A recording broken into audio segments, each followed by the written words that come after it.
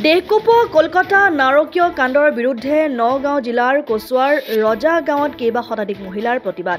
উল্লেখ্য যে মানৱ সমাজক কলংকিত কৰি পশ্চিম বংগৰ কলকাতা আৰজিকৰ চিকিৎসা মহাবিদ্যালয়ৰ এগৰাকী মহিলা চিকিৎসকক ধৰ্ষণ কৰি হত্যা কৰিছিল।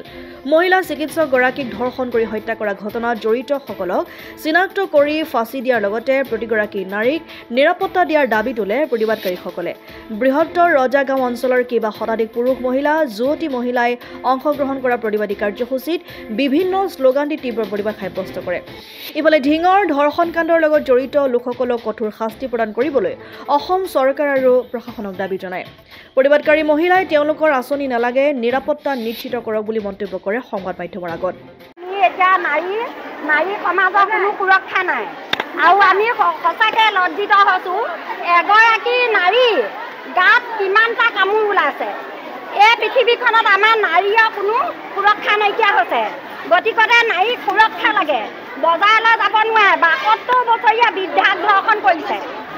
৮-৯ মহীয়া সৰু ছোৱালীক ধৰ্ষণ কৰিছে। সৌসিদিনা সেই কালি পৰহি ছোৱালীজনী টিউচনৰ পৰা আহি থাকোঁতে তাইক ধৰ্ষণ কৰিছে। কি আমাৰ নাৰী ইমান মূল্য নাইকিয়া হ'ল নেকি? এইখন অসমত আমাৰ নাৰী কিয় সুৰক্ষা নাই? চৰকাৰে সদায় নাৰী পঢ়াও, নাৰী বচাও, নাৰীক কিয় সুৰক্ষা দিয়া নাই? আমাক কিয় সুৰক্ষা নাই? আমাক সুৰক্ষা লাগে। আমি ওলাব নোৱাৰা হৈছোঁ। জীয়াৰীসকল বজাৰলৈ যাব নোৱাৰে। আমাক এতিয়া সুৰক্ষা নাই। অসম চৰকাৰক আমি অনুৰোধ কৰিছোঁ, যি নাৰী আঁচনি দিছে ১,০০০-১,২০০ টকাৰ তলত আমাৰ একো কাম নহয়। আমাক সুৰক্ষাহে লাগে। আঁচনি দি আমাক ভুলাব নালাগে। আমাক সুৰক্ষা দিয়ক। আমাক সুৰক্ষা লাগে। নাৰী সুৰক্ষা দিয়ক।